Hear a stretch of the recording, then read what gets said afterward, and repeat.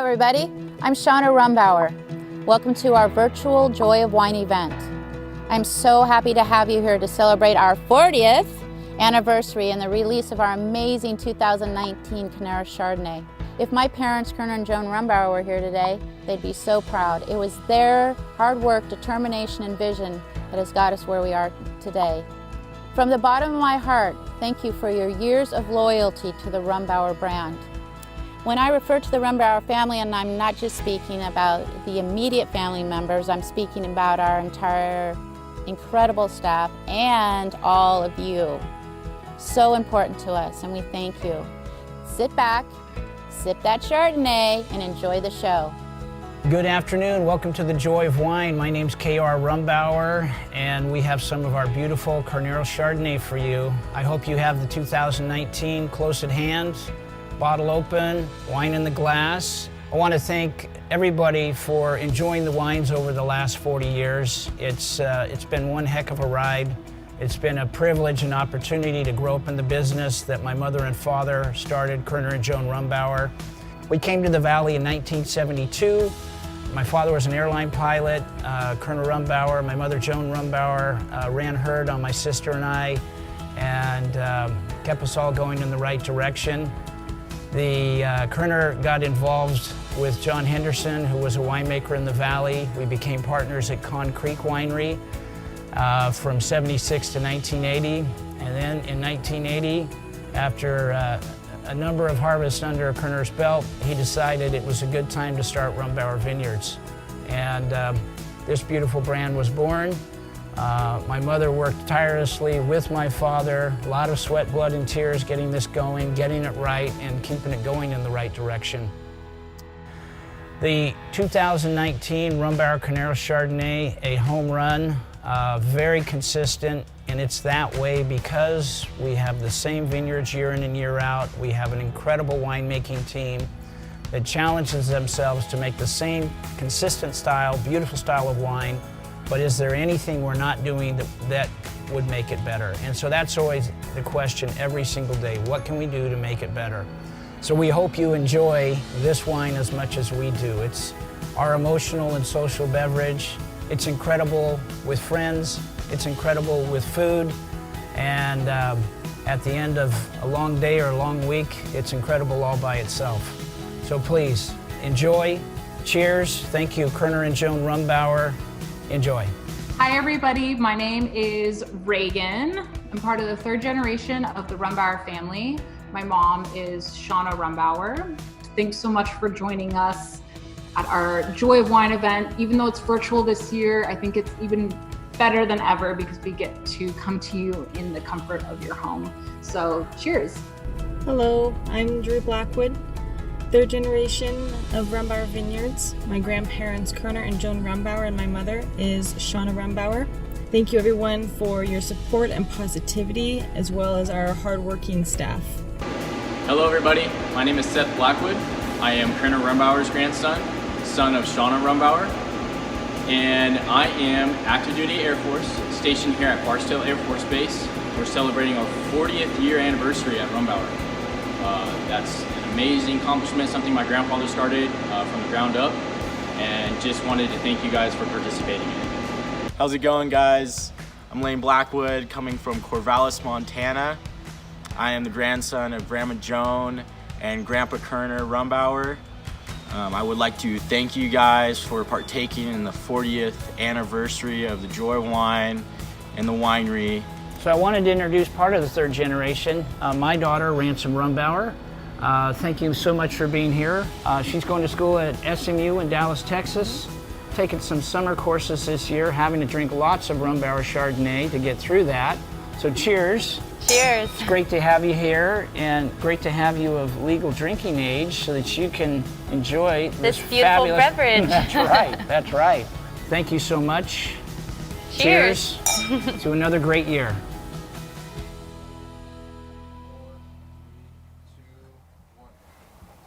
Well, hello everyone, and welcome to our 21st annual summer party, the first we've ever had to do virtually. We're delighted to have you with us to help us celebrate the joy of wine and our 40th anniversary.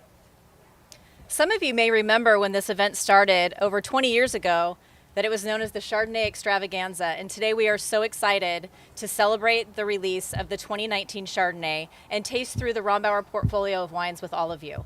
So if you've got your wine ready, now's the time to get it out, and let's get started. I'm Cheryl Rydell, Director of Customer Engagement.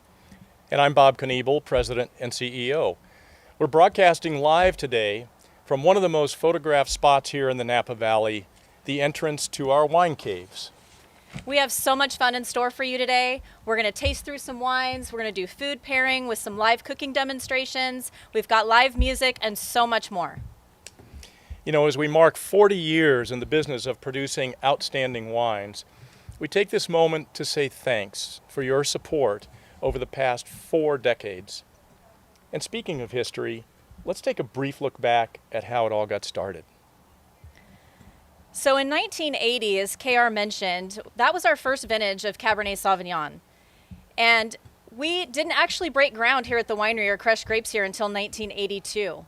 While the winery was just getting started and it was all hands on deck with the family, the entire family was really busy building the brand. But it wasn't until around 1993 when Joan Rombauer actually gave up her full-time job working at Stag's Leap Wine Cellar, where she was spent 10 years understanding and learning the wine business, to start working officially for Rombauer Vineyards as our national sales manager. With my start date in 1992, I remember joking with Joan that I'd actually worked here longer than she had, although it was really just on paper. The Cabernet Sauvignon was our first wine, but in 1982, we released our Chardonnay. 1983, we were building the portfolio of wines and brought Merlot into the program. And in the early 90s, we added Zinfandel. It wasn't until 2014 when our beautiful Sauvignon Blanc was added. You know, success over the years has been a result of remaining true to a few core principles established by our founders. The first is that we're an authentic company. We're genuine, we're non-pretentious, we're the real deal. Next, we're passionate, extremely passionate about our industry, about our company, about the colleagues that we work with, and about you, all of our customers. And finally, we're obsessed with quality. And it's that obsession with quality that led to the family consistently working to develop wine varietal styles that our customers would find irresistible. And every year, they continue to work to make them better and better. Having persisted through the first couple of decades, which were very lean years here at the winery, thanks to the growth of customer demand, we finally reached a point where the family was able to invest in premium vineyards and further improve their production equipment itself. The emphasis was always on making the wines better. In late 2002, we lost Joan Rombauer to pancreatic cancer. We miss her every day, and the gardens around us are a special tribute to Joan. After a long and fulfilling life, Kerner passed away in 2018. But I'm happy to say that the winery continues to be family-owned and that the second and third generation family members are actively involved in the business. We like to say we're 40 years young and just getting started. You're very much a part of our history too. And to show our appreciation for you, our devoted customers, we'd like to share a message from our team. Special year for all of us here at Rombauer Vineyards. As we mark our 40th year of making wine in the Napa Valley. We are humbled by how far we've come since those early days. Growing from a handful of barrels in Kerner Rombauer's garage to a wine brand beloved by many around the world. The recognition we have achieved is the result of 40 years of dedication to quality, passion, investment, and customer engagement. Following in the footsteps of our founders, Kerner and Joan, and now with the second and third generation family members. We are grateful for the journey. As we celebrate this historic moment, we are mindful that Rombauer Vineyards would not be what it is today without the support of our customers and partners around the world.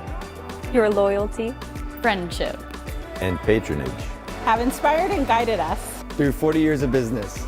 Your devotion to our family, our staff, and our delicious wines has allowed us to invest in and continually improve our vineyards and winemaking, and to elevate our customer experience. You have enabled us to pursue our vision of honoring the heritage of the historic regions in which we farm, acting as stewards of the land, and giving back to these communities in a meaningful way. Thank you for your unwavering support. And thank you for sharing the joy of wine with us for 40 years. We look forward to many more years in pursuit of our twin passions. Crafting exceptional wines. And sharing them with you, our dear friends.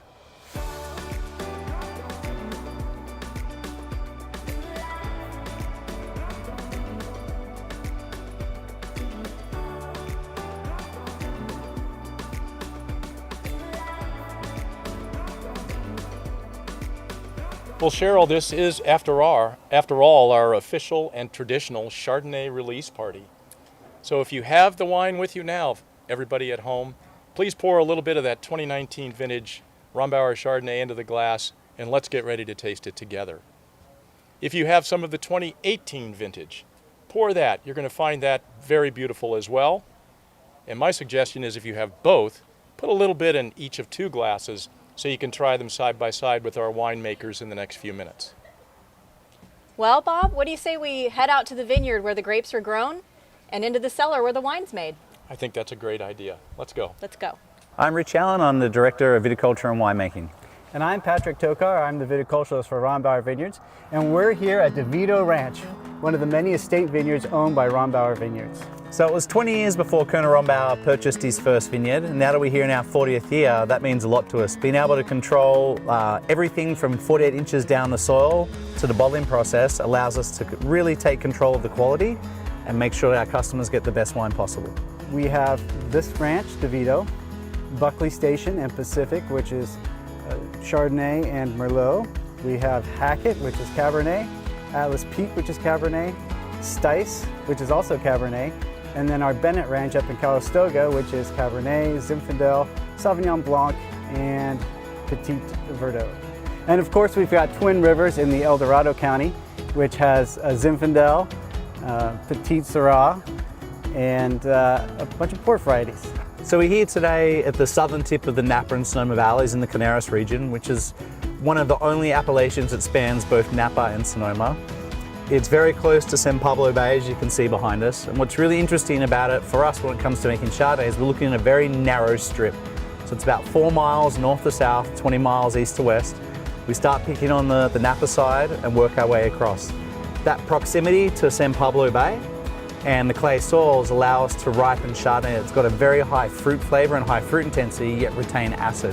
And that's exactly what we're looking for when it comes to making Rombauer Chardonnay. So DeVito is 174 acres, a beautiful vineyard. You can see it's got hills, it's got some flat areas, so it's got a little bit of all the different types of terrain.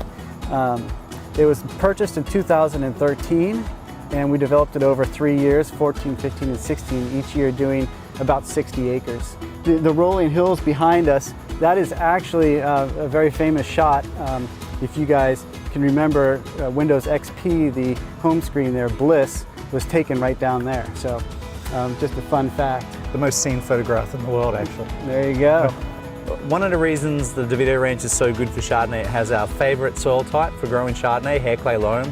It has many different aspects on rolling hills, but also, again, it's right in that Goldilocks zone, the 4 miles north to south, the 20-mile wide region, and that allows us to get this perfectly ripened fruit. I mean, you can see here on the vines, they're looking pretty pristine. We've been working with the vineyard now for several years. We're starting to identify the best plots and the best sections, and hopefully in the future we'll see a single vineyard Chardonnay as the vineyard matures. So Patrick, could you tell us a little bit about the 2019 growing season and why it was so good? Sure. So 2019 was a great year for growing grapes. It started out really nice and mild. We got a little bit of late rains, which was fine because it filled up our soil profile. And then the weather stayed really nice throughout the whole year. So we didn't have some really huge heat spikes, and everything just came about naturally. It was a perfect year.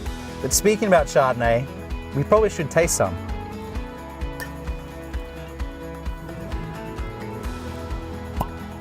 I'm going to pour you a glass here of the 2019. This particular wine, actually about 15% of it comes from this ranch. About 70% of it comes from the Sonoma side of Carneros. Well, I think one of the most beautiful things about working for Rombauer is being able to come out here and watch the vines develop throughout the year, watch the fruit grow, ripen, and then we get to pick it, and I finally get to taste the fruits of my labor. So Rombauer Vineyards is very proud of their vineyards and very dedicated to the land, and because of that, every property in the estate vineyard program is certified sustainable through various programs. And this means that we take care of the vines and the vineyards, the land, a little bit more consciously than just conventional farming. We look at different aspects in the vineyard, whether it be owl boxes or hawk perches for vertebrate control, natural vertebrate control, or we try to reduce the amount of pesticides we use in the field. We also are very careful in the amount of water that we use because water is such a valuable resource to us that we want to make sure that we're only using as much as we need. One of the aspects that we're really proud of in our sustainability program is our compost. Whenever we see a nutrient deficiency in the vineyard, we're big believers in using organic compost under the vine row to ensure that the vines stay healthy for the next generation to come. So now that you've seen the vineyard, we're going to throw it over to our state-of-the-art Chardonnay production facility and the guys over there to tell you a little bit more about how the wine is made.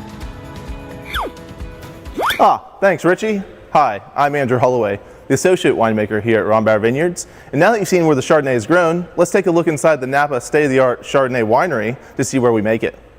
Come on. So here we are on the crush pad where the Chardonnay fruit during harvest is picked at night, comes in the early morning hours, 3, 4, 5 a.m. So we put it right into these bladder presses behind me, which separate the juice right from the skins and seeds, which goes to tank. So let's go see those tanks. So here we are at the tanks where the freshly pressed juice has just come from the presses and across these fixed lines into the tanks. It's going to settle for about 24 hours and then it'll go straight to barrel. And that's where we're going to go take a look at how it's fermenting along. So let's go. Now we're here in the barrel room where the Chardonnay is fermenting away. Barrel fermentation is a really key aspect of the winemaking philosophy here at Rombauer. It really delivers the texture and creaminess that we're looking for. And behind me you have John and Oki.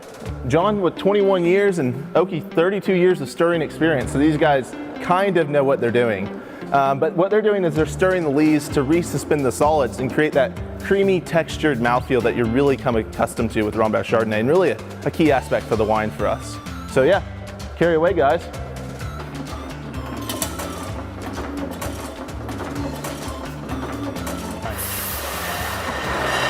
So here we are at the last step where we get the wine right in the bottle.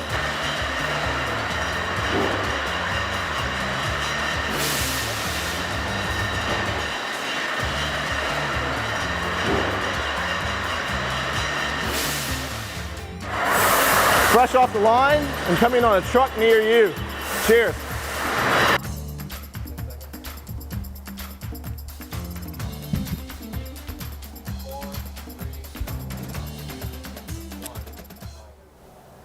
So Richie, we've discussed sustainable farming practices, fruit sourcing, the 2019 growing season, and quality production processes. Yep.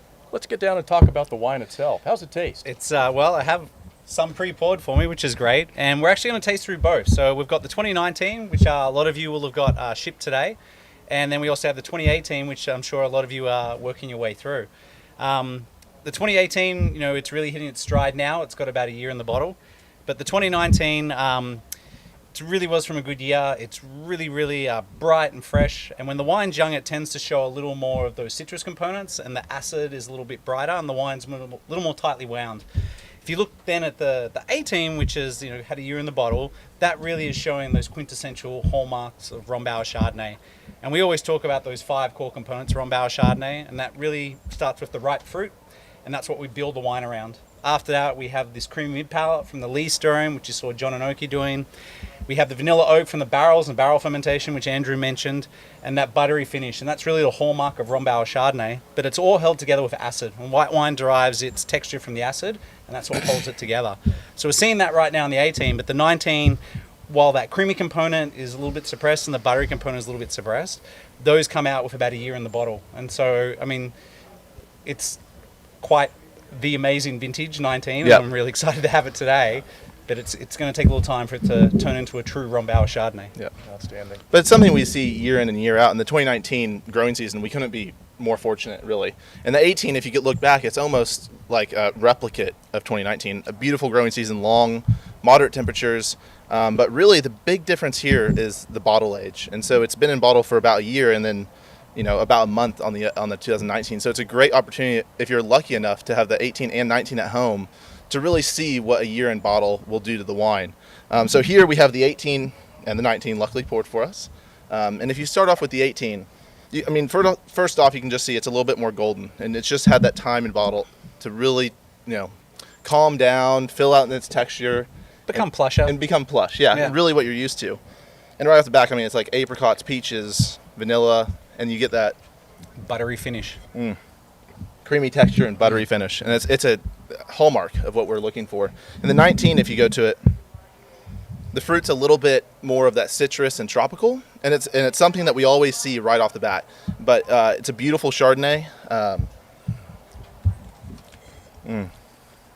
There's still a plushness to it, just an inherent plushness with that fruit that we're getting beautiful, beautifully ripened fruit with great natural acidity, and it's really coming through in this. And I think over time, in 6-9 months, it's really going to flesh out, show that cream, show the butter, and really become what you're used to. But couldn't ask for something better off to start with. It's just so vibrant right now. That's what we look for when the wine is young, a vibrancy and a freshness on the palate. And the fruit intensity. For me, it's the fruit intensity of 19 is something that I'm super excited about.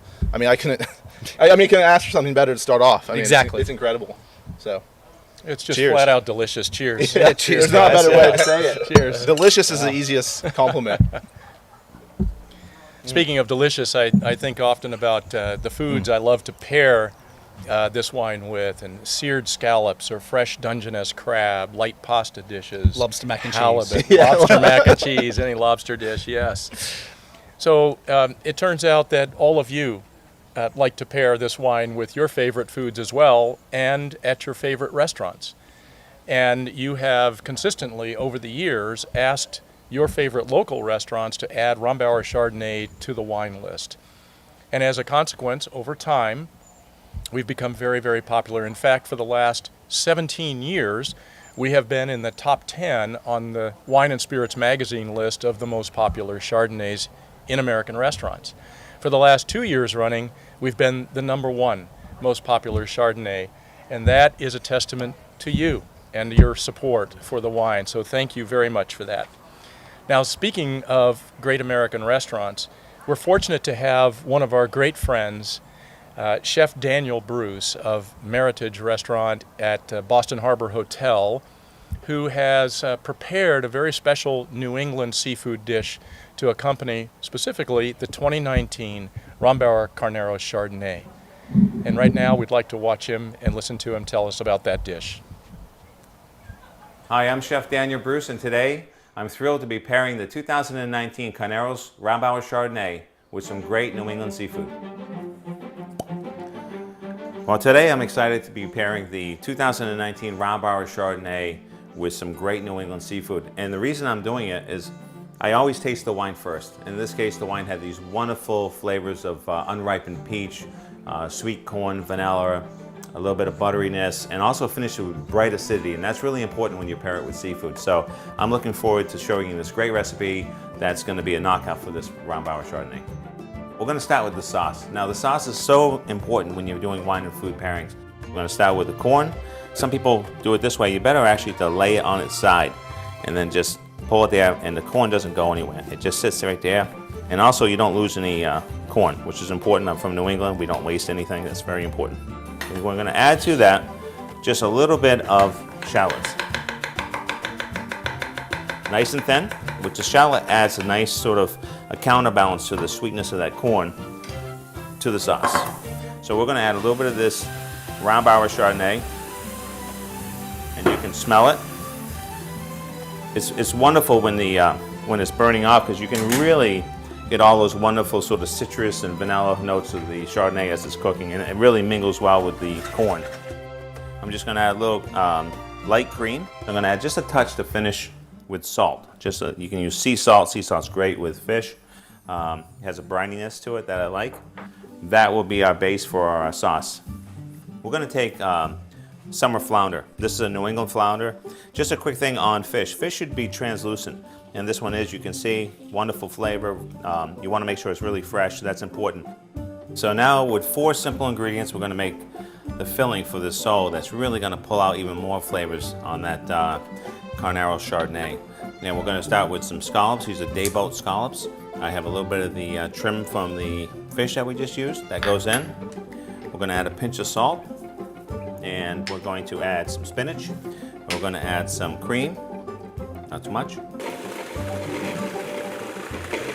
And here we go. We have our filling, and that's how quick our filling is done. And then what you want to do is just slowly roll this around itself. Roll, and it comes out beautiful. And you take the tapered end, and you drop it here. You have this beautiful looking sole. We're going to add just a touch of the Chardonnay. Not too much, because we love the Chardonnay and we have to drink a lot of it ourselves. But this is going to be great because the wine is actually poaching this fish in the oven, and it's going to just really blend the flavors of the fish and the Chardonnay. And you can see this sauce is absolutely beautiful now. It's ready to go. So now it looks like the sole is just about ready. You can see how beautiful these sole look. And they pinwheel just beautifully, and they're so delicate, but now I built all these flavors in with the spinach and the scallops. We're going to build this plate with a little sauce. Pour a little sauce. And then we're going to take one piece of sole, very carefully lift that up, put that right in the center. I always love growing my own vegetables and herbs, and it really gives me a strong connection to the land. And in this case, with this Rombauer Chardonnay, I'm looking for some aromatics, but some really sort of delicate flavors to enhance that beautiful citrus element. So these are cucumber blossoms. Should finish out that dish nicely. These are pea shoots. These are popcorn pea shoots. And the pea shoots are great because they have a wonderful sweetness, but they also have a touch of bitterness, which would be kind of nice to counter that. And also pick some great little just parsley, and I'm just going to drop it in there. It adds a nice little refreshing aspect to this dish. And then, of course, I have just a little red vein beet green I had. We'll drop that in there.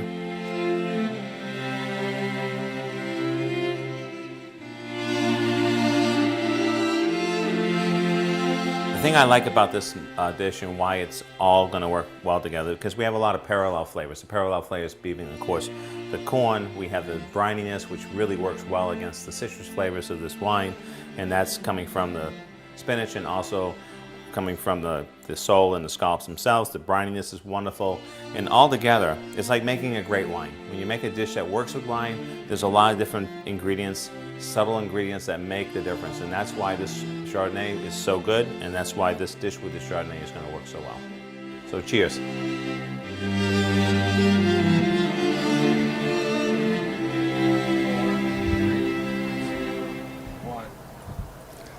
Chef Daniel Bruce, a true culinary artist. Wasn't that dish just beautiful? You know, the recipe for that dish can be found on our website, on the events page. In fact, for not only that dish, but for all the dishes that we're pairing today. So please take a look, and I know I'll be trying to make this at home. Mine won't look like that. Probably neither will mine. Looks delicious, though. You know, this is our annual Joy of Wine event, and it just wouldn't be the same without live music. Don't you think, Richie? I think if you've ever attended the Joy of Wine, you know that live music is a part of it. And if you have been before, you've probably seen the artist you're about to see next. He's got a very similar name to Rombauer. It is Rombauer. And he's going to play us a little song. Yeah, so let's see what he has lined up for us.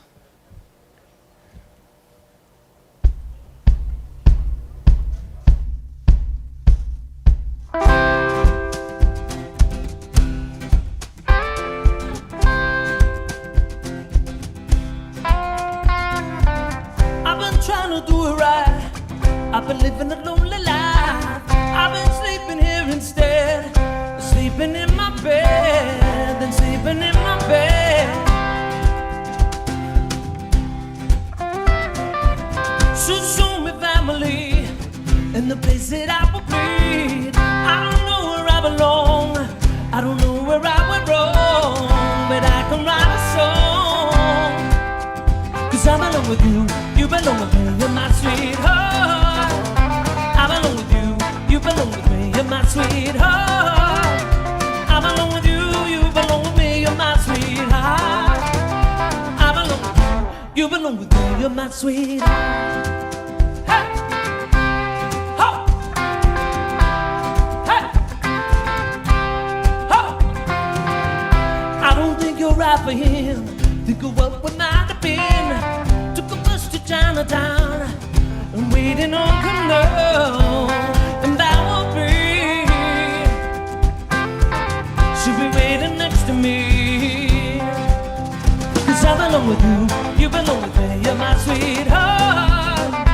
I belong with you, you belong with me, you're my sweetheart. I belong with you, you belong with me, you're my sweetheart. I belong with you, you belong with me, you're my sweetheart. Hey! Ho!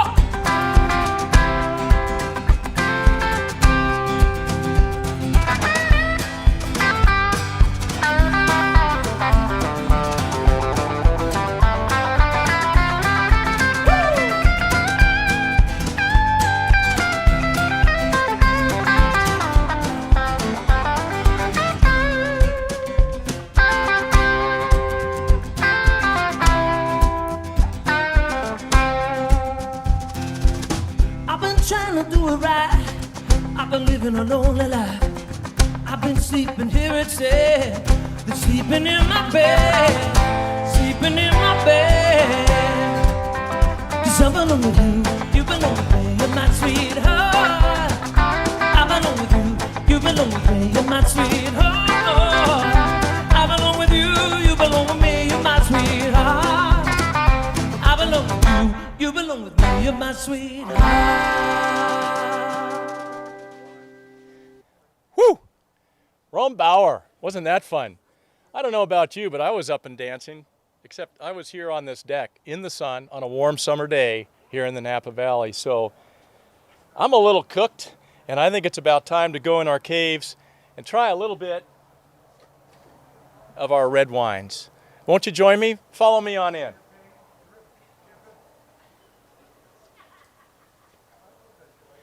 Oh, look who's here. Hey, come on. Nice Hi, seeing Jesse. you down here. How's How it are you going? doing? Pretty Yeah. good. This is my favorite place to be. I'll bet it is. Yeah. How are you today? What are we tasting today? Well, Bob, I have the 2017 Napa Valley Merlot. Oh, yeah. one of my favorites here. One of my I love favorites. this wine. Yes. This is actually coming from the Carneros region, which, interestingly enough, is the same exact place that we pull our Chardonnay. Shall we taste? I would love I think to I'm taste dying this to do wine. it. I am too. I've been outside where it's hot and I'm thirsty. Thank you. Welcome. You'll join me in a little, I hope? Oh, yes. Awesome. Cheers, Jesse. What a lovely wine. So what am I experiencing here? Tell me about this. We got a lot of blue fruit, Mm. some cherries, a little bit of oak. Lovely fragrance. A little bit of lavender or violet fragrance in there. It's just such a beautiful wine. Definitely. Oh, you know, I probably would admit this is sort of our daily drinker at home.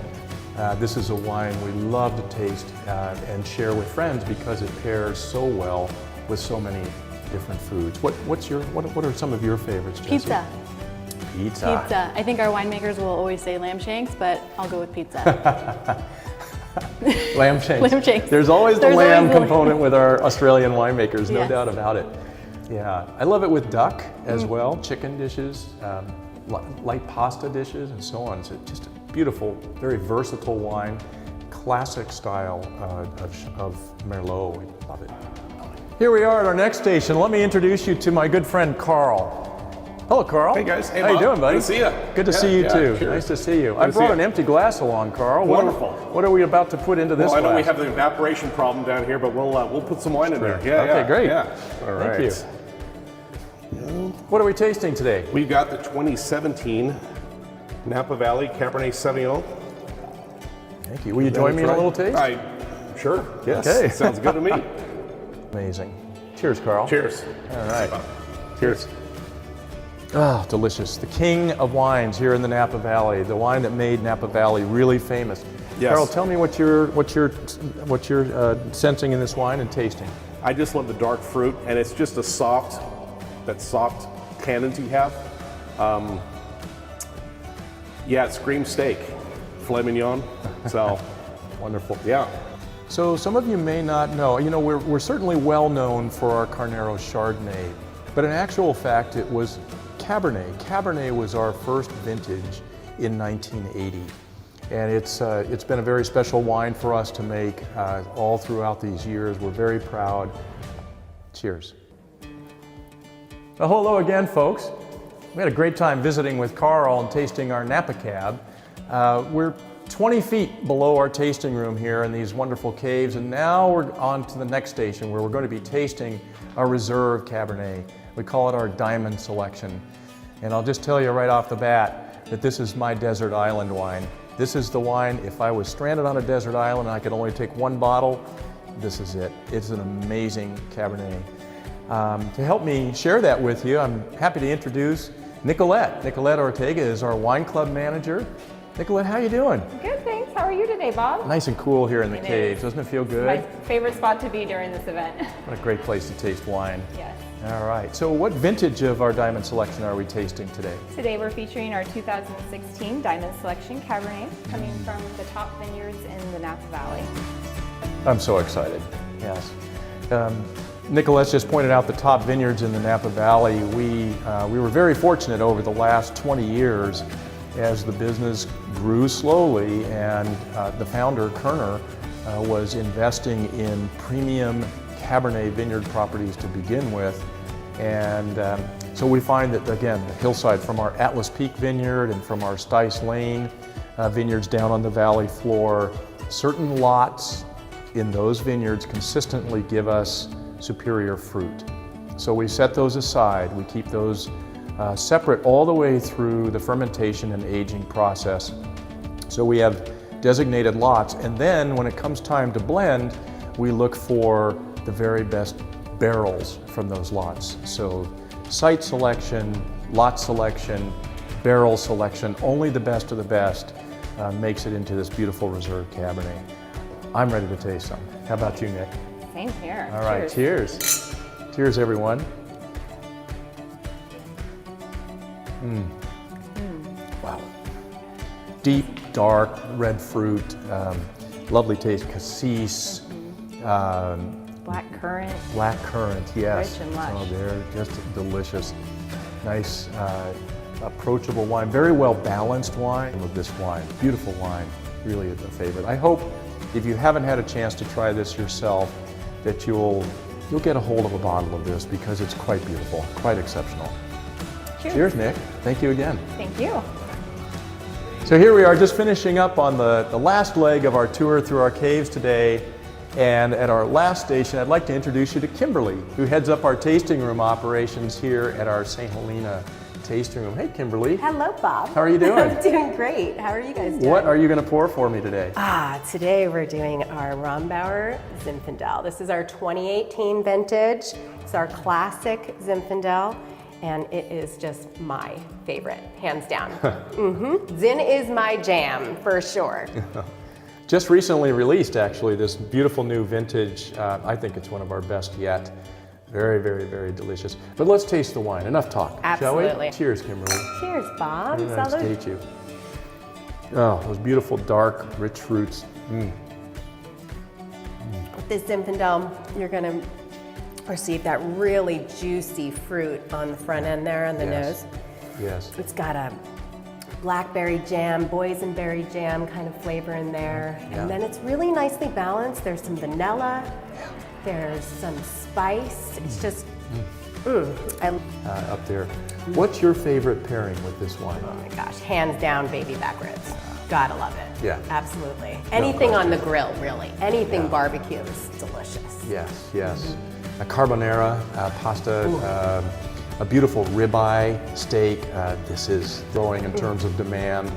And believe it or not, even though we became known somewhat for Chardonnay over the years, we have customers out there who don't even know we make a Chardonnay because this is their favorite wine. Amazing also with chocolate desserts, this wine. Absolutely. Really tasty. Thank you for enjoying it with us. I hope many of you have some in your glass right now and that you're tasting it alongside with us. Well, this has been a really fun walk through our beautiful, cool caves on this warm summer day. but enough time in here. Let's head back outside and see what's going on, shall we?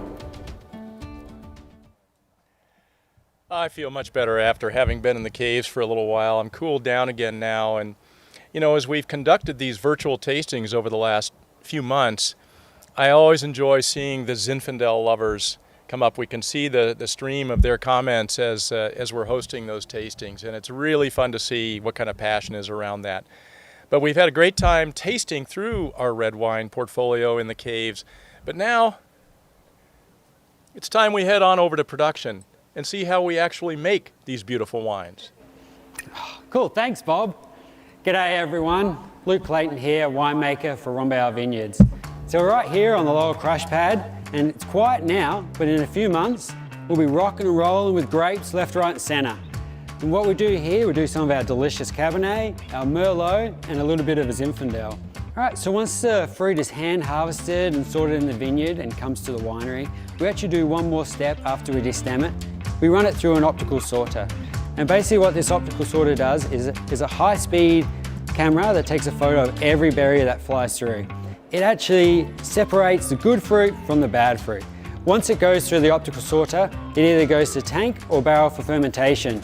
So come on, let's go have a look, eh? So after we've optically sorted, a portion of the grapes come in here to the tank fermentation room to get fermented. And basically in a few months, this is where all the magic's going to happen. So once the grapes are in the tanks, and here we use a pump, which basically pumps the juice from the bottom of the tank over to the top to help extract the colour and the tannins from the skins. All right, so we talked about portion going to tank, and now here is the portion that goes to barrel for barrel fermentation. So let me tell you about the process. It's highly labour intensive. So behind me we've got a barrel, and so we've got to fill it with grapes. So we have the guys who've got to knock these three hoops off, pop the head out, fill it about 3/4 full, or about 400 pounds of grapes, put the head and the hoops back on, and then it comes in here. And in the tanks, we have the pumps to pump it over, but here we usually get interns from South Africa, nice big strong boys, to come in here and spin the barrels. Putting in these barrels in the fermentation, it allows us a seamless integration of oak and fruit together. So it adds more weight and texture on the palate. All right, so now after the wine has fermented in the barrel or in the tank, we need to drain the juice out, but in the skins that is left, there's still a lot of wine. So we actually use a traditional basket press. Well, it's a newer version updated with technology. And what we do, we fill it up, and then we slowly put pressure on the top. And then the juice is pushed out through the grapes, and as it does that, it filters it out. So we're just left with the rich wine, but all the harsh phenolics from the skins and seeds are left in the press. So we're just left with the highest quality of fruit.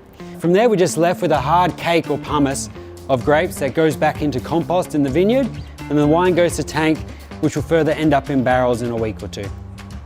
All right, after the basket press, it's time to put the wine to bed for a bit of aging. So where I am, I'm in the beautiful caves, which was built in the late 90s. Completely full, we can have about 2,500 barrels. But the beautiful thing about this cave is all year round, it's a constant temperature of about 65 degrees, which is perfect for aging our wine. So after about 15 months in the barrel, we blend it, send it to the bottling line, and send it to you. Cheers, guys. Oh, thanks for the tour, Luke. That was amazing. Yeah, no worries, Bob, anytime. For everybody watching at home, if you ever get a chance to taste a glass of wine from that free stream coming out of a basket press, that's a must. That's a must. You have to try that. Well, Luke, you know, we're fast approaching the 2020 harvest. How's the growing season going? Yeah, the growing season should be good. Really excited. The vines, they started off awake a little bit earlier than normal, but that's all right. So right now in the vineyard, we're going through veraison. So the grapes are softening. We're getting a bit of colour out there, but we're all excited. Usually a early harvest usually ends up exceptional quality in the wine. So the winemaking team here is really excited to attack and make great wines this year and see what happens. We're all ready. We're all looking forward to it, I know. You know, I heard you mention that we make a little bit of Zinfandel here at our St. Helena facility. But what some of our guests may not know is that we actually produce most of our Zinfandel in the region where we source the majority of our fruit for this beautiful wine, that delicious fruit, over in the Sierra Nevada foothills. So with that, let's head out to our new winery there and have a look around with Megan Foley. Welcome to Rombauer Sierra Foothills. My name is Megan Foley, Director of Retail Operations, and I'm thrilled to share this beautiful property with you. Let's take a look. As you can see, the property offers beautiful grounds for our guests to enjoy while relaxing with a glass of Rombauer wine. Meet one of our guest ambassadors, Sydney Weaver. And welcome to our main entrance in the tasting room. Let's go see who's pouring in the tasting bar. Hi, Eddie G. How are you doing today? Well, and yourself? I'm doing great, thanks for asking. Would you do me the favor of pouring me a splash of my favorite? With pleasure. Thank you. As you can see, we've made some modifications to the tasting room to keep our employees and our guests safe. In addition to the other tasting room you saw, we opened up this space to accommodate more guests. Everybody give a warm welcome to Jake. We opened this tasting room in April 2019 and have enjoyed welcoming guests from all over the world. Our founder, Kerner Rombauer, had a special place in his heart for the Sierra Foothills. He started buying grapes and making Zinfandel from the region in 1990. He then purchased the Price Vineyard in El Dorado County in 2010, and we call that vineyard Twin Rivers.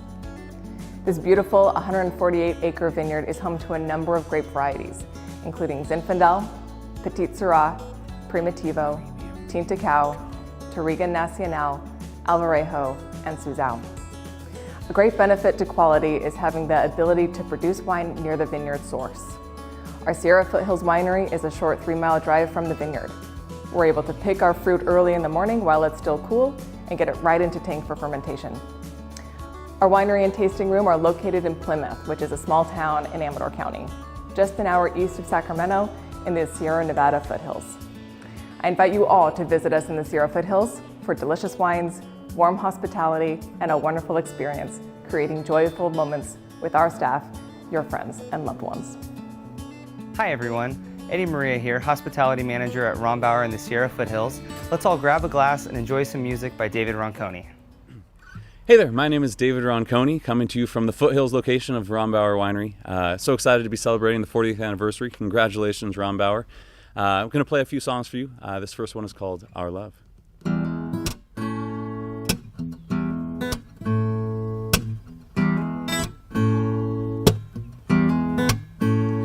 Baby, you got what I need. You got that love, sweet, sweet everything. So won't you come and hold me close? You got that pure lifestyle you know I love the most. Come on, let's see. Come on, let's see just where this might go. Let's take a ride on the Caribbean side. See that sweeter, softer, sandy side of life. And while we're there, just soak it in. Give me something to remember for a new life to begin. We need more sunrise, fewer sunset. We can watch the rising, we can never forget our love, our love.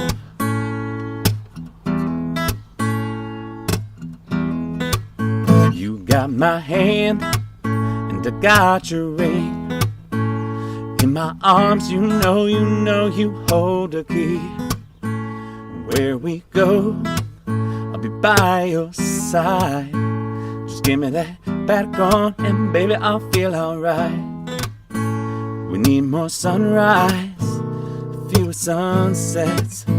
We can watch the rising, we can never forget our love, our love.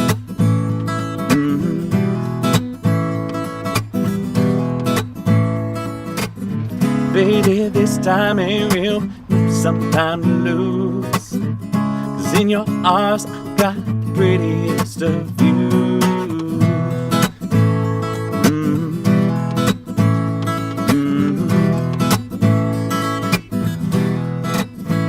We need more sunrise, fewer sunset.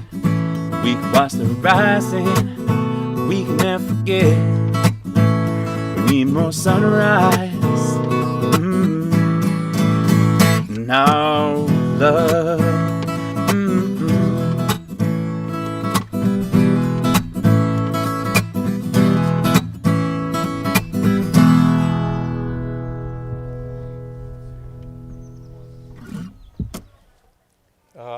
A glass of Rombauer's in and listening to David Ronconi. I think I could do that all afternoon. Welcome back, everyone. And I'm joined now by Michael Code, the newest member of our winemaking team, our associate winemaker, and Rombauer Vineyards Sierra Foothills site manager. Welcome, Michael. Thank you, Bob. Thank you, everyone, for joining us. Megan and Eddie took us on a tour of the beautiful tasting room that we have up in the Sierra Foothills, and I thought I'd take you on a little bit more of a journey around the AVA out there. What can you expect? Well, we are, as Megan touched on, we're an hour northeast of Sacramento, but obviously on the way to South Lake Tahoe. And also, we are 2 hours west of Carson City, so with the current environment that we're in, it sounds like an ideal opportunity to do some local vacationing. Yeah. And, well, we are open from Thursday to Monday, but I have met a few locals, and they've thoroughly enjoyed coming up on their work-from-home days for a Thursday casual lunch and enjoyed a bottle of Chardonnay. And the beautiful couple that I met were from Roseville, and I think they got it right. You know, they came up, they were enjoying a bottle of Chardonnay, we had a nice chat. But for you, I think there's an opportunity to find some of the secret watering holes that are hidden around. You know, there's a lot of great bit of scenery out there. There's some very enticing secluded campsites and watering holes, like I touched on. Beautiful area. Absolutely. Beautiful. But also, yeah. it's there's lots of enticing lakes, and with the current temperatures that we have and the outdoors to be had, I think it's a great opportunity to get out there and enjoy some of the scenery. So, what else can you find? Well, my wife and I recently moved out there from the East Bay of San Francisco, and we have 5 acres up the hill from the winery. It is just beautiful out there. It's very quiet, and you have lots of serenity. You're kind of off the grid. You know, we live on a property where we drink water from the well. Obviously, quite a long way down. We have solar power. Panels that power the house completely during summer, so when we need the AC, we're completely covered, and PG&E make a nice little living out of us. But that's good. At least we give back, and you know, we enjoy a lot of the sustainability that Rombauer strives to be. So I feel like we're not only giving back to the community in that way, but also obviously being quite responsible landowners. You know, I've worked around the world for many years. I've started my career in Australia. I was fortunate enough to enjoy and travel around a lot of Australia and worked in many different regions with lots of great winemakers.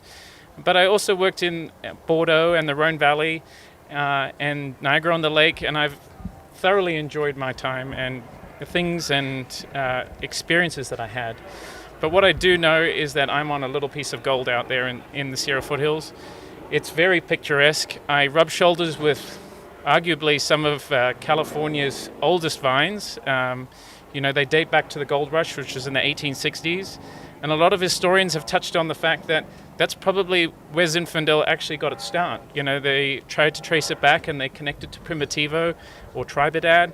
And I've been very privileged to meet the likes of Tom Dillion, Ken Diva, Dick Cooper, and Scott Harvey, and the stories I've heard are just fantastic. And there's so much more to learn, and the diversity in the terroir and the wines that we see out there are just brilliant. I know that the single vineyards we have here are a really good example of just preserving the fruit that we have in the wines. And I look forward to working with the team here, and I'm very privileged to be part of the team, and I'm very grateful for the opportunity. The likes of Gino Rinaldi, he's one example of many great growers out there. I can see the Zinfandel line expanding. You know, he has over 100-year-old vines that are dry grown, and they're in a little gully, and there's so much diversity within that vineyard alone. And it's just so exciting to see that one example flourish and become an ideal blend that we have.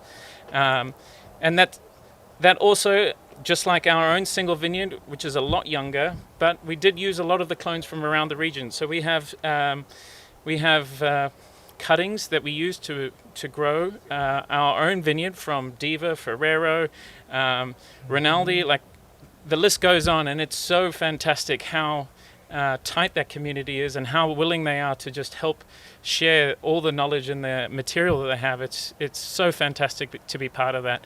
And what I have come to know is that the beautiful jammy red, the soft palate, the nice toasted oak, and that spice on the finish just keep giving. And I think the team here have done a great job, and I really look forward to just bringing that home and keeping that going. You know, I've really enjoyed discovering the beauties of pork, particularly with this recipe, like pulled pork. My wife is all about it. I have to give a shout out to her because she's online, and if I didn't mention how good a pulled pork is, we're Australian and pulled pork isn't something normal for us. And I have to address Jesse's concern that winemakers, or these winemakers, only like lamb shanks. I mean, we also like a lamb shoulder. So, you know, we got to give a call out there. But over to Bob. I know he's going to drop us a line on a few recipes. Yeah. Well, first of all, Michael, we're delighted to have you as a member of the team. Welcome to you and Stephanie. And you mentioned the closeness, the close-knit nature of the Sierra Foothills community, and I think that's so true. That's what we've discovered in our time there. We've been sourcing fruit over there since the 1990s. It's really been core to the development of our Zinfandel program for many years, and I don't know if all of you who are watching know that we do make 5 different Zinfandels, and I encourage you to try and enjoy them all. I know you will, I promise.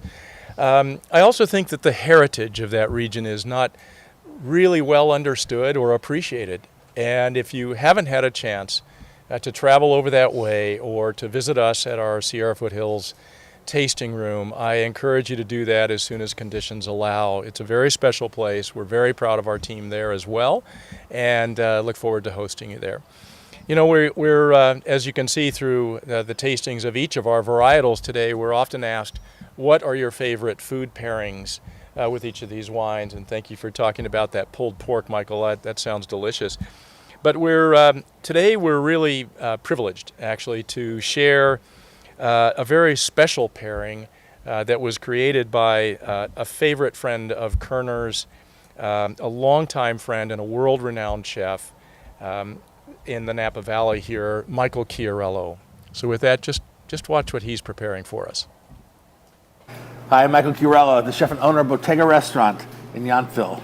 But back in the day, I was a pup, 24 years old, moving to the Napa Valley, chef at a restaurant called Cervinia. So busy, so crazy. It was before Italian food was Italian food. It was spaghetti and meatballs. And Kerner was the loudest voice in the room from the first moment that they walked in. And it didn't stop for 30 years. He's the most lovely son of a gun you'll ever know. I don't know a friend I have, I'm a chef and we tend to be a little spicy, that you don't at some point get a little irked at. Just wouldn't happen. It was a celebration. The party started when his voice started. And we came in the back door of the kitchen. Oh, by the way, Kerner just showed up. He just showed up. He just showed the hell up. Wherever he was, whatever he wanted, whatever he was doing, whatever he was driving, at that moment he showed up and the party started with, hey, Chiarello, I'm hungry. 5 of us, right in the back door of the kitchen. Doesn't matter if we're in the middle of cooking 300 dinners. Those sissies are going in the front door. Where's my table? You don't have a reservation, sir. I didn't say I had a reservation. Where's my table? Where am I sitting? That's how it started.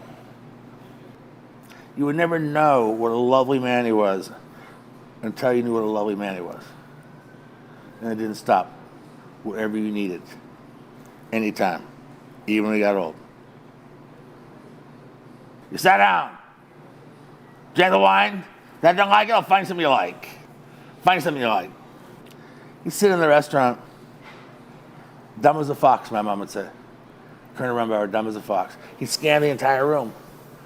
And he'd say, who's a Rombauer potential drinker here? So smart, this guy, dumb as a fox. He would look in my room on a Saturday night and he would scan every single table. He would look to see what they were wearing, what they were dressed. You wouldn't think it of him. But when you watched him do this work, he was starting his meal marketing Rombauer, to not know an inkling of marketing, to be able to look into the room and see who they are, buy the wine, send it over, have it poured, go over and share the story. Rombauer Vineyards became the winery that it is today, one customer at a time, with Kerner opening every glass for the first 100,000 customers.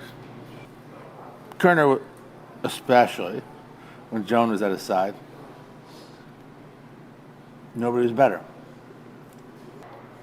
As a man in our lifetime, you would hope to feel or experience or have or know somebody that had the extraordinary love that he had for Joan. He, if you've ever known him, could be a little prickly, could feel his airs every once in a while, unless Joan was there. Joan reminded him to love life every moment they were together, and his love for her turned into his love for life.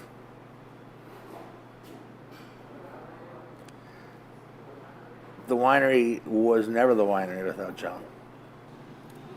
After he was old and my mom was getting ready to pass, he instructed his son to fly me back and forth to my mom's house.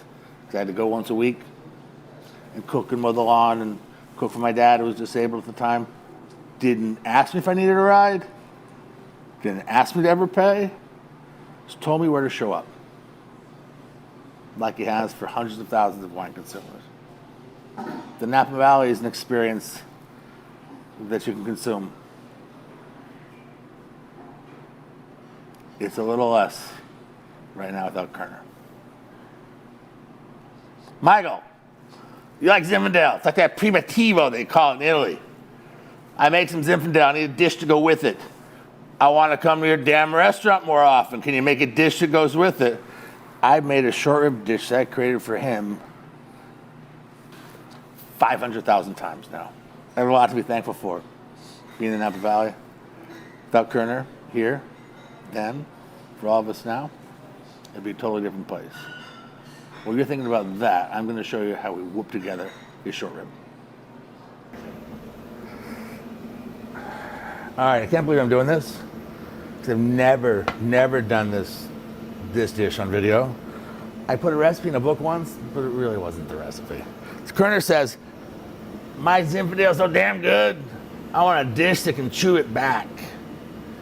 I made this. Any jerk can take a ribeye steak, make me something else. It needs to be red meat. It needs to be delicious. We do short rib. You hear short rib now, everyone's saying, oh yeah, you do short rib. It didn't exist. It didn't exist. My family were butchers. My mother, my godfather, my uncle, my grandfather, they're all butchers. We never ate the steaks. We ate short ribs. We ate long ribs. We ate testicles, foreskin. We ate everything else except the steak. We sold the steak. Take a short rib like this, which is delicious. It brines a sugary, salty water. It makes it super tender. It brines for 4 hours. And then we smoke it. This one was already smoked. Smokes for 4 hours cold. Not hot. Indian barbecue. Cold smokes. And then you braise it. You don't have to season it afterwards because it's already seasoned. And then you want to sear it. So this is a brine a day, smoke a day, braise a day. In theory, if you're going to do this at home. There's a lot of dishes of mine that I've done over the years that you may want to cook at home. I'd come to Bottega for this one. Kerner didn't mess with this. Joan didn't mess with this dish. So make it really simple. I'm going to take you through it quickly. Pan gets hot. You sear on all 4 sides. Once that's seared, imagine it's seared for a second. Vegetables go in, and those caramelize deeply. Vegetables are more of the flavor in the sauce than the meat itself. Meat gives us unctuousness, but the vegetables gives us that richness. So imagine these are going to continue to cook, continue to cook. The vegetables get super, super brown.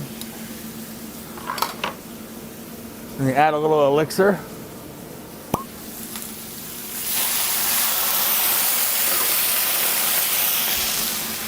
The Zinfandel cooks all the way down. Zinfandel cooks all the way down. Whatever stock we have on hand, roasted chicken or veal stock will go on top of that and it'll braise forever and ever and ever until it looked like that. And the sauce is all reduced and unctuous and delicious. You just push your finger right through it just like that.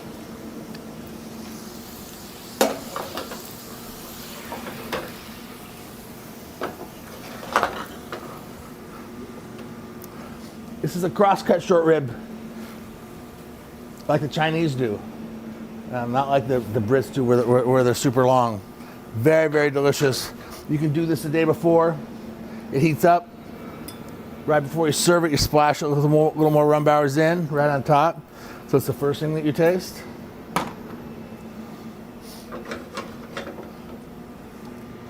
Burn off a little bit of the alcohol.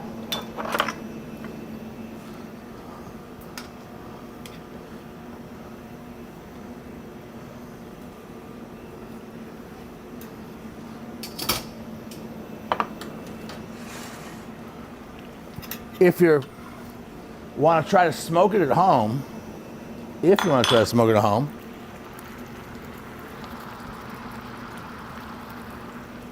before you sear it, you can have a swanky little smoking gun like this. After you brine it,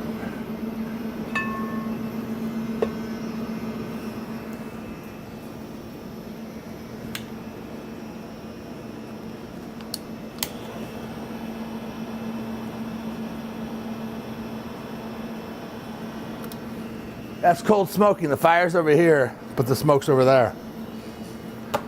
That in this dish is the unctuousness that it adds to the dish, and I think it's the bridge between the meat and the Zinfandel. As a chef, you're always looking to pair and find a pairing place that you can go with.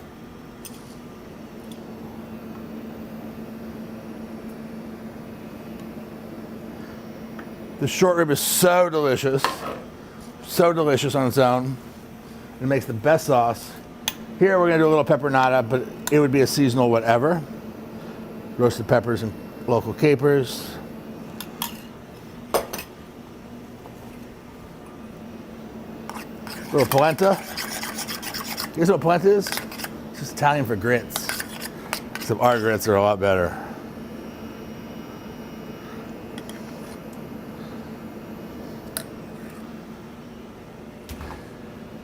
Thousand Friday Nights. Colonel Rumbauer on table 19 at Trevino. A 20-something country boy learned to love his craft, bring a short rib to the table. Looked just like that. Braised cold smoked short rib, a la Colonel Rumbauer. Polenta. It's Italian for grits. I'll never forget that line. Thank you, Michael. That was absolutely incredible. So much fun. Warms my heart to hear those stories about Kerner. Michael and Kerner had such an amazing friendship for so many years, and I remember when Michael and his young family used to come to the Rombauer holiday Christmas party every year.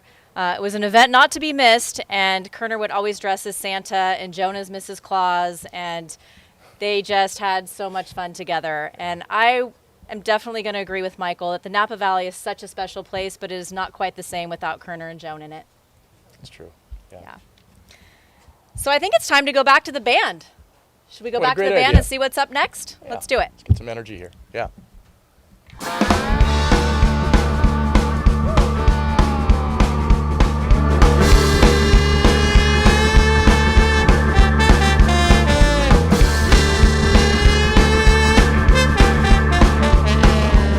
Little girl, is your daddy home? Go and leave you all alone. Got a bad desire. Oh, one more bite.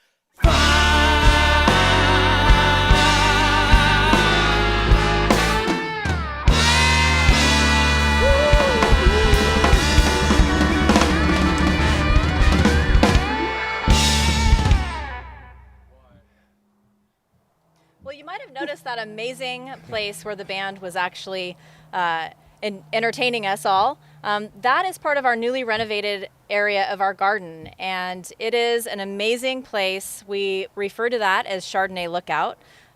It's beautiful. It overlooks the breathtaking views of the Napa Valley. We like to call that our little slice of heaven up here. We hope you can join us and enjoy a glass of wine there sometime soon. I'm still on fire. You got a glimpse of the Sierra Foothills tasting room and property a little while back with Megan Foley. And I think it's time we take a tour of the gardens and tasting room here at Rombauer Napa Valley. What do you say? That's a great idea. Let's do it. Let's go. Yep. Hi, welcome to Rombauer Napa Valley. I'm Christian Diaz, the Assistant Tasting Room Manager. I'm going to show you around today. Come on in. From the moment you arrive, you're surrounded by breathtaking views of the Napa Valley and our wonderful gardens. As you approach the tasting room, you can enjoy a glass of wine on the porch with the view. And as you look out, you're going to be looking at the Mayacamas Mountain Range and the St. Helena Valley floor. Inside, you'll find our tasting bars, but on a nice day, we encourage our guests to enjoy the gardens.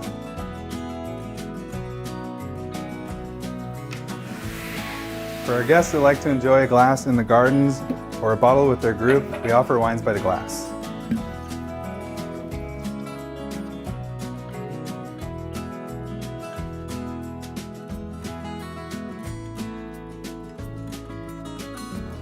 And for our folks that like to enjoy the gardens, we have picnic tables available for their lunches or for wines by the glass. On behalf of Rombauer Vineyards, we look forward to hosting you on your next visit.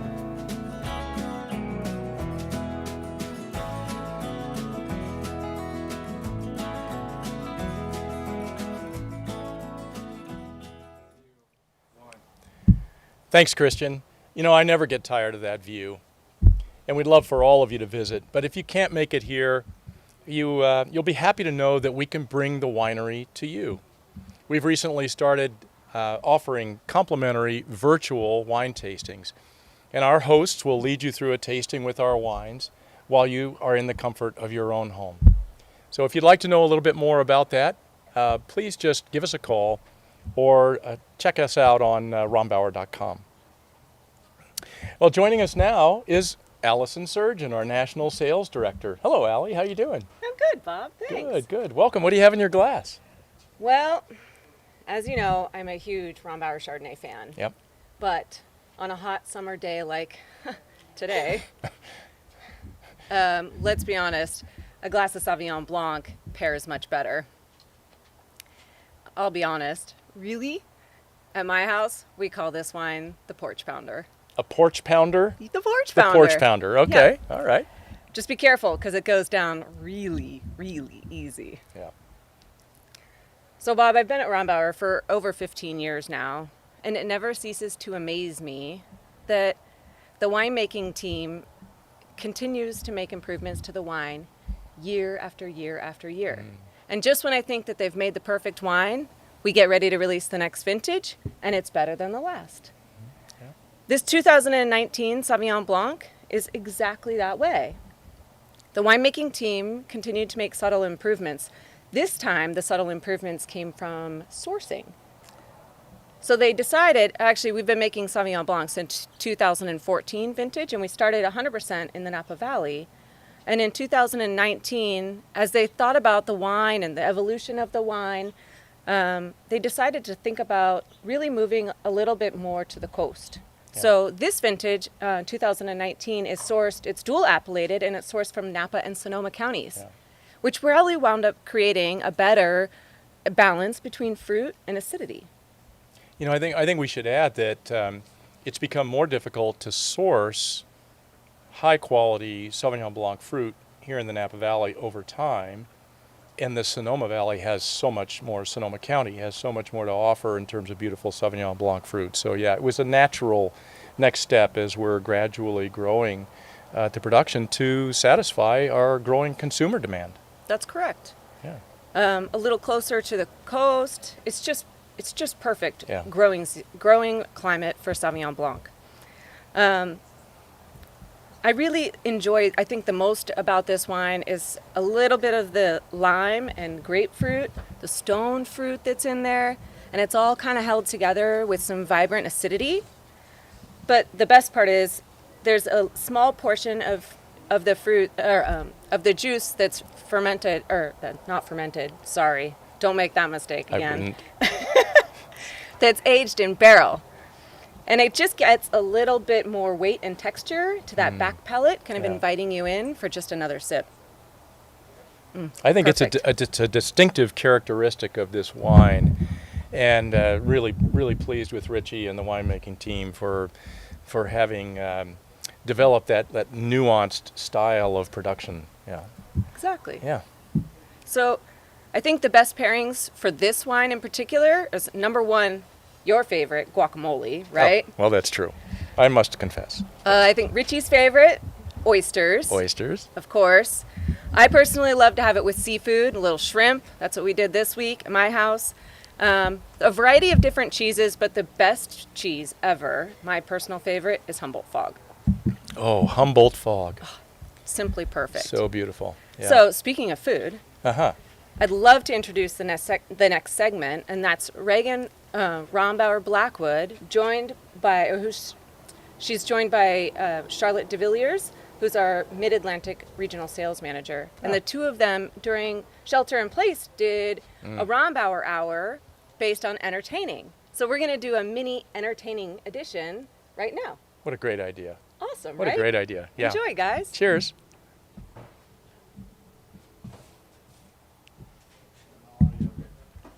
Great job.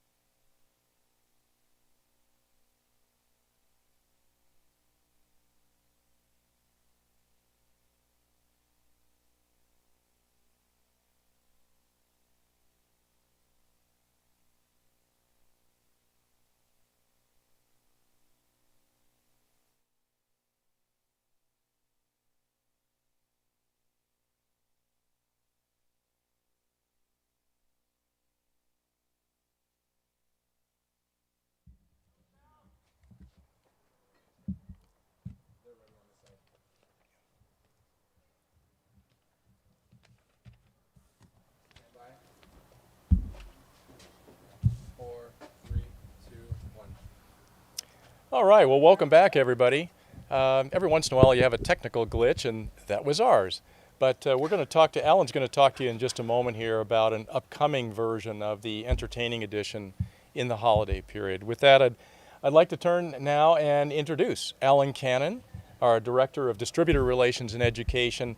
Alan's been with the winery for more than 20 years. Hello, Alan. How you doing? Good, Bob. How about yourself? Excellent, thanks. Had we been able to see the whole video from Reagan and Charlotte, there were a lot of great food and wine tips and pairings.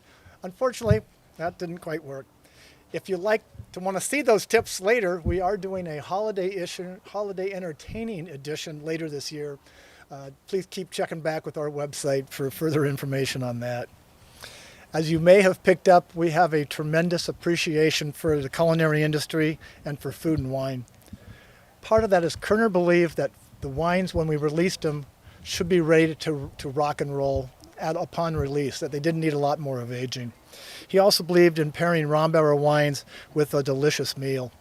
So part of that belief in food and wine pairings and culinary interest stems from a background that Kerner's family had.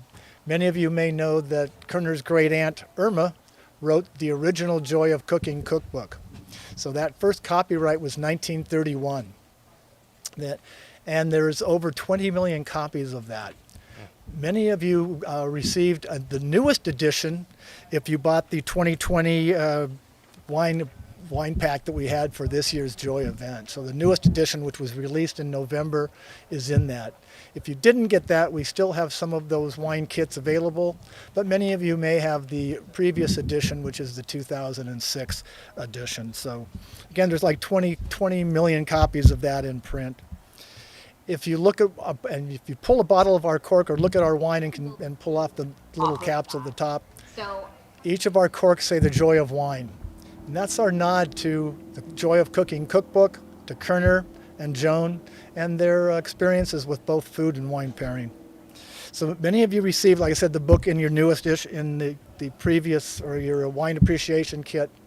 But I have a trivia question for you. When there's no awards if you get this correct. Bob knows the answer because he's heard this before. How many recipes are in the newest edition of the Joy of Cooking cookbook? If you want to go out and grab your copy, look at the front. There's over 4,600 recipes in the newest book. If you could do one recipe per day, it will take you 12 years and 6 months to get through the book. My best recommendation to people is to start with the cookies, cakes, desserts, then slowly work your way to the soup, salads, and you probably can forget the tofu. That's up to you, but start with the cookies and cakes. Start with those first, because you got to live dangerously, and then work your way to the other end. Here's a special note from the Joy of Cooking family.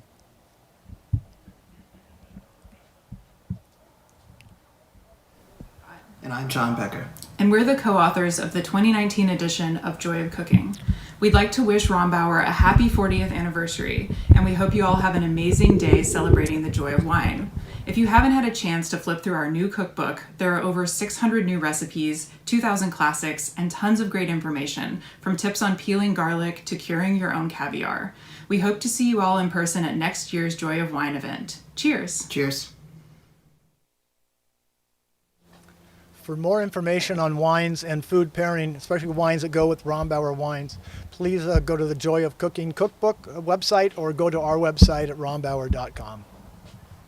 I want to give a short shout out and congratulations to John Becker and Megan Scott on the publication of this latest edition of The Joy of Cooking. I think it's the best edition yet, and I'm really, really proud of them and grateful for their friendship and support of everything we do here at Rombauer Vineyards. Well, we do have one last cooking demonstration to share with you today, but before we go to the grill, let's see what Rombauer has teed up for us. We're going to have one more song from him.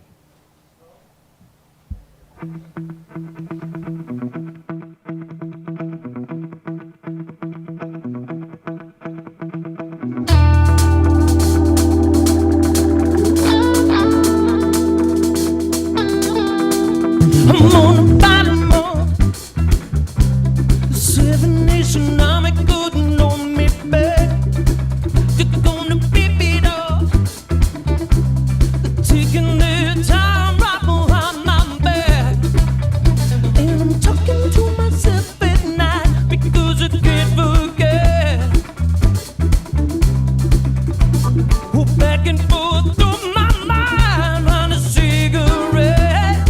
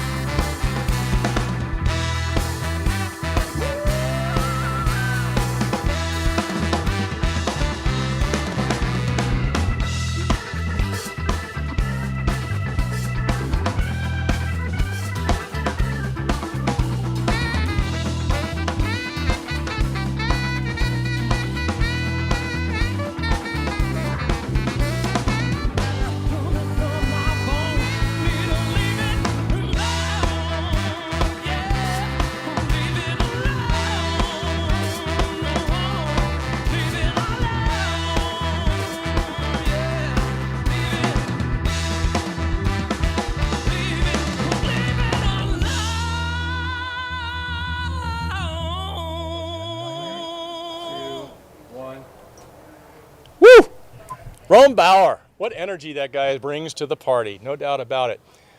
Well, now I'm joined by renowned chef Nash Cognetti of Pizzeria Treviña and Tre Posti here in St. Helena, California. Nash, it's great to have you here. Thanks for joining us Awesome today. to be here, Bob. Thank you very much. Great to see Chiarello there earlier, too, talking about the old days of Treviña and K.R. Rombauer walking in. It brought back memories of me when I was 25, 26 years old, chef at Treviña, and got the big hand on my shoulder as I'm standing there in the kitchen saying, "Chef, what's for dinner tonight?" I had flashbacks there 15 years ago. But anyway, that's appropriate because the corn soup I'm pairing with the Chardonnay today, Bob, is interesting dish. When I first started as chef at Treviña, from January through June, the first 6 months, I made a different soup every day. We had zuppa di giorno. So I made a different one every single day up until June. And corn came into season there in summertime. And so I made this corn soup and ran it the first day, and everyone said, "We want that forever now. Just keep it. Stop making new soups every day." I remember having it there. It was legendary. Legendary. So what's cool about the soup is there's only 5 ingredients in it. So we got butter, onions, corn, thyme, and milk. So there's no cream in the soup, but yet if you take a look at it, you can see it's super creamy. And that's just because of the natural starchiness of the corn. It's got that natural sweetness from the corn. So it's one of those things where I only make it during corn season. I only make it in the summer. There's no substitutes for it. And I think it's an awesome pairing with the Chardonnay. Thanks for sharing it with us today. Very special. Yeah, I love the pairing of white corn and Chardonnay, and it's got that buttery thing going on there too, and those onions. And so I think it's at the very end of the soup, the only thing that we add to it is a little squeeze of lime juice. And so if you take a look at these recipes on the Rombauer website, you can obviously make this at home, right? 5 ingredients plus a squeeze of lime juice. It's super easy. So we add that little squeeze of lime juice at the end, and I think that acidity makes a big difference there with the Chardonnay, because it's one of those things where, you know, the Rombauer Chardonnay has that little bit of acidity, makes you want to keep on drinking. Yeah. That's why it's like dangerous for some, because it makes you want to keep going because it's got that little bit of acidity. And so I think the corn soup needs that little bit of citrus acidity there at the end too, to kind of match it there with the Chardonnay. So I've got some here if you want to take a look at it. I'd love to do that. Okay, so this is white corn soup. Like I said before, 5 ingredients, really simple. Then I pureed it in the blender and I passed it through a fine sieve. And so that's my white corn soup right there. Really simple. This is awesome for summertime too. So I'm serving it warm today. But if you want to, you know, it's a great soup to serve cold as well. So I like it too, like a cold soup shooter, kind of in a little demi-tasse or in a shot glass. Great for parties. You could do it as like even past appetizer. Kind of poolside, little chilled corn soup. Since we're pairing it with Rombauer Chardonnay, Rombauer wines are deluxe. I've done a little deluxe pairing here with it too. And so I took some Hen of the Woods mushrooms and I browned them in a little bit of brown butter. Yes. And I got them a little crispy on the outside. Nice. So I got these little brown butter Hen of the Woods mushrooms. Once again, you can get the recipe for this as well on the Rombauer website. Then I take a little bit of that brown butter and I drizzle it there through the soup as well. Get a little bit of that brown butter and those crispy mushrooms going on inside there. And then I just hit it with a little bit of green onions or chives at the end there. Give it a little hit. That's my white corn soup. Very simple, but yet very elegant. And I think it's really great for entertaining. Beautiful. So, beautiful. Beautiful white corn soup right there. Yes. For all those of you who are passionate cooks out there, and I know there are scores of you watching this afternoon, don't forget the little squeeze of lime. That was the secret here. Yeah, you're right. The little squeeze of lime, because the soup's really rich. Yep. So, you know, we've got that kind of acidity to cut through that right there. So beautiful. Yeah. I'm going to switch over to the next dish right now. So those of you that know me or have eaten at my restaurants before, my last name ends in a vowel. So there's no way I'm showing up here and not making something really Italian. Obviously, we started with corn soup, very California, but I've got to go into Italy right now. I'm pairing the Rombauer Merlot with a classic Bolognese right now, rigatoni alla Bolognese. Gorgeous. And so rigatoni alla Bolognese, you know, I think that I think that, you know, a lot of times Cabernet needs like that fat to kind of balance out the tannin, like a grilled steak or something like that. Yes. But I love Merlot with like a tomato sauce. Yeah. Yes. But the thing is about the Rumbauer Merlot is it's not a wimpy Merlot. So it's a complex Merlot. There's a lot going on there to it. There's a lot of depth. Yes. So I want to pair that with the dish. It's also got a lot of complexity and a lot of depth, right? So it's probably great to just eat at your local pizzeria on a Friday night and drink a little Rumbauer Merlot and grab a pie. But for this, we want something that's a little bit more complex. So I've got this sugo alla bolognese. So it's got Italian sausage, it's got pork, it's got beef, it's got long cooked vegetables, celery, onions, carrots, garlic, it's got chicken stock, the whole thing. So obviously I couldn't come out here and be on camera for 2.5 hours while this simmered away. Right, We'd run out of right. stuff to talk about. Yes. But we will do a little bit of rigatoni alla bolognese here right now. So you can see that the pasta that I just dropped in that water, I did a little par blanche on it there.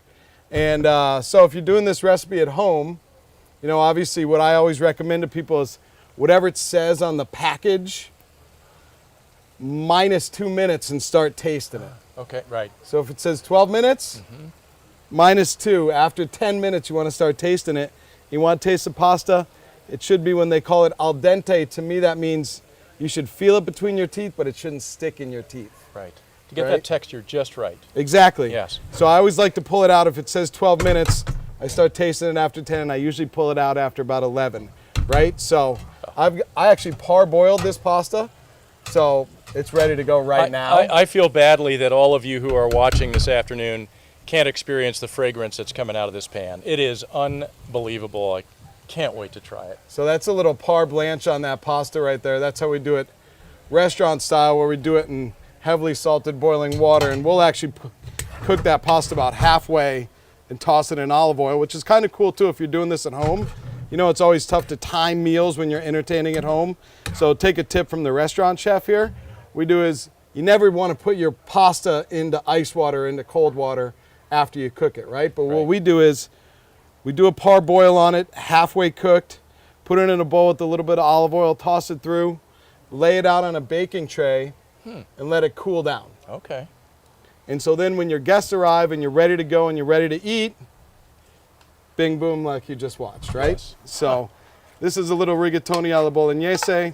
That's a new trick. I haven't heard that before. Amy, are you paying attention?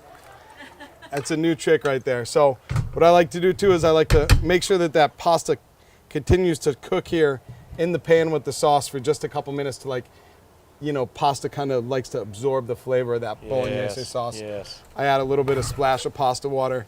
I know you're wearing nice pants, so I'm not going to get any on you, I promise. I'm not worried We're trained about it. professional over here. Don't worry about it.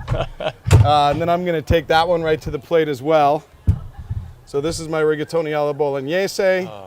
Like I said, pork, Italian sausage, ground beef, tomatoes. You can always put some fresh tomatoes in there if it's July and you're in Napa Valley like right now. Onions, carrots, celery, garlic, the whole business. A really complex kind of sauce there for a complex kind of wine. The only thing I would do there to finish it, I keep stuff really simple, is a little bit of Parmigiano Reggiano.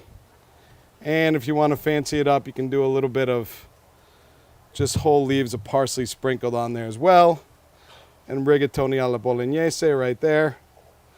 Looks like a nice Friday night with a glass of Rumbauer. It's a work of art. Chef, thank you very much. Thanks, Bob. Thank you. Chef Nash Cognetti from Pizzeria Treviña and Tre Posti here in St. Helena, California. Thanks again, Chef. Thank you. I you. can't wait.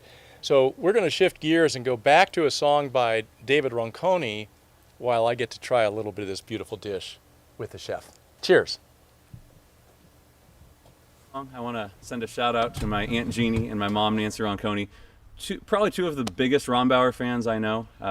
If we're at any kind of event, there's always a few bottles of Rombauer hanging around. This next song I'm going to play is called Skies Turn Blue. Hope you guys like this one.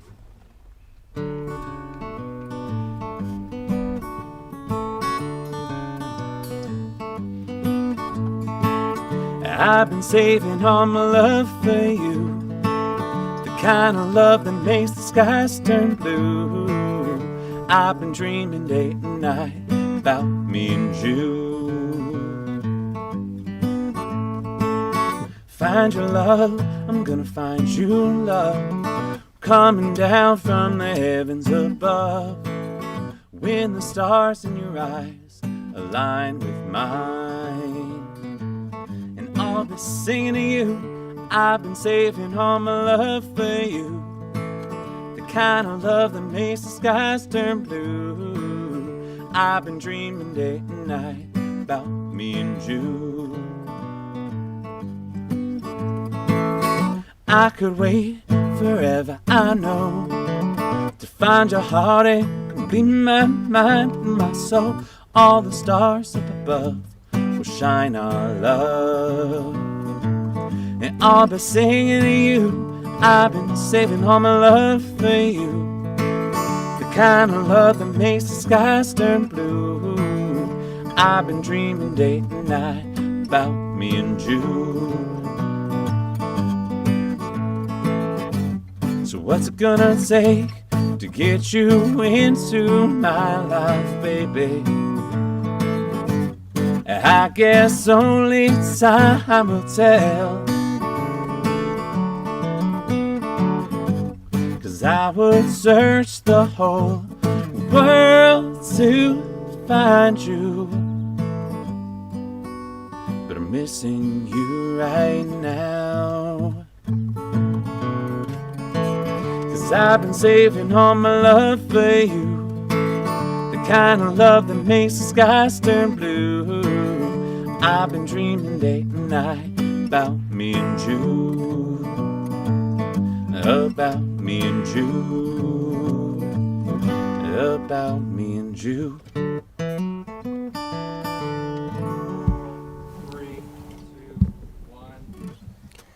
Oh, thank you, David. We love your music. And thanks. This has been so much fun for all of us.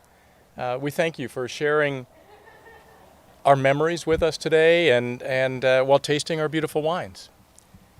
You know, we couldn't have done it without your support after all these years. Cheryl?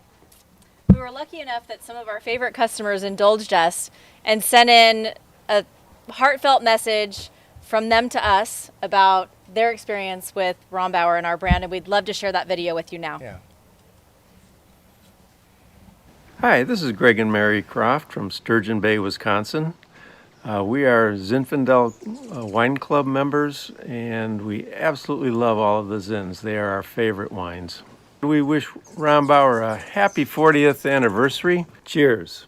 All the best. Stay healthy. Hi, I'm Ryan Johnson from San Francisco. I'm a huge fan of Rombauer wines. The Chardonnay is absolutely amazing, but personally, I love the Sauvignon Blanc. It pairs perfectly with every summer activity. Happy 40th anniversary, Rombauer. Cheers. Happy 40th anniversary, Rombauer, my favorite ever. Hi, I'm Stacy Lill. And I'm Greg Lill, and we're the owners of DeLille Cellars Winery up here in Woodinville, Washington. Cheers to you for 40 years.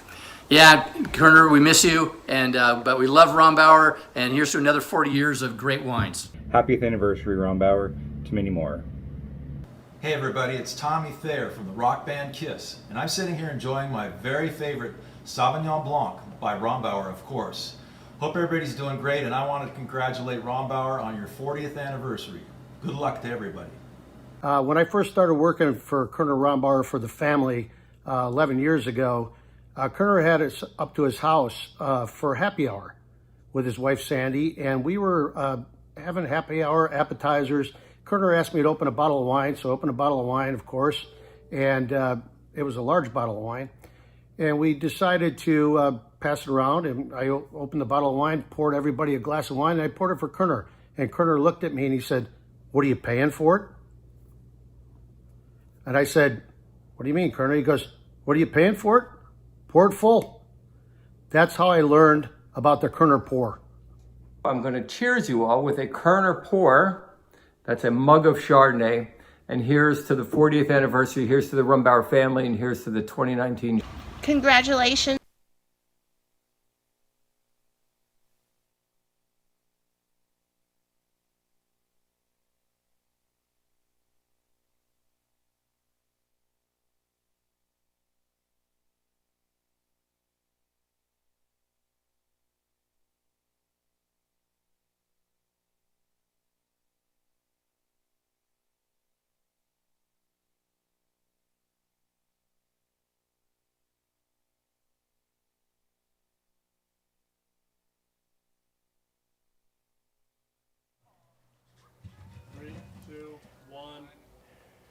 All right, well, we're going to blame those couple of technical difficulties on the heat. So, anyway. It's definitely warm today, that is for sure. Well, just like Shauna said in the very beginning, that the Rombauer family is so much more than the immediate family. We want to thank all of you. You are so much part of our family. Our employees, our friends, our customers are all part of the Rombauer family. We could not do this without you. We thank you for including us in all of the joyful moments that you've created and shared with your family and friends. Thank you for spending your Saturday with us, and we have one more message before we part. Rombauer is more than a brand, it's a passion of a like-minded group of individuals who just want to make the best wine possible. Rombauer is awesome. Is that the good one? Rombauer is authentic wine by authentic people. Rombauer is family and friends. Here, I got some of my best mates and I like family. Rombauer is a great big family and a piece of heaven on earth. Rombauer is, well, if I had to put a word to it, I would say excellence. Rombauer is hospitality. Rombauer is culture. Rombauer is the people. Rombauer is community. Rombauer is home. Rombauer is family. Rombauer is my home away from home. Rombauer para mí es familia. Rombauer is quality. Rombauer is the best job I've ever had. Rombauer is a beautiful, wonderful, big, happy family. Rombauer is having a glass of wine with my pups. Rombauer is a place to relax and escape with a glass of wine. Rombauer is the place that offered me the greatest opportunity to learn how to make wine. Rombauer is fun. We have fun as a team, we have fun with our customers. Rombauer é lugar maravilhoso para passar o dia com a tua família e com teus amigos, desfrutando de vinho e fazendo momentos de alegria. Rombauer е приказна винарна, скътана в красивата Napa Valley area. Rombauer es un buen lugar para estar. Rombauer es familia. Rombauer is family. Rombauer is quality time with family and friends. Rombauer is a great place to learn how to make excellent wines. Rombauer is a great place to work. Rombauer is community. Rombauer is family and compassion. Rombauer is family. Rombauer to me is a celebration of joy. Rombauer is knowing that wherever you take a bottle, you'll always be home. Rombauer is to me having friends and family get together and enjoy these beautiful wines. Rombauer is family.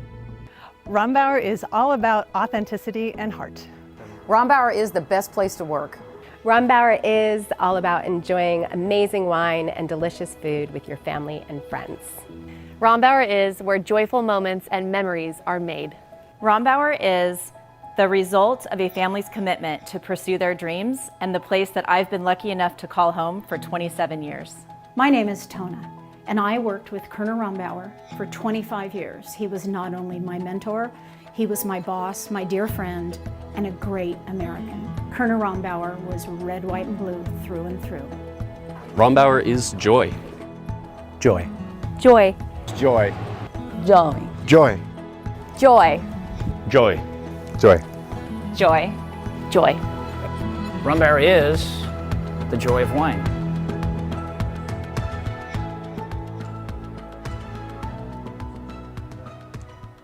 Thank you for always celebrating the joy of wine with us.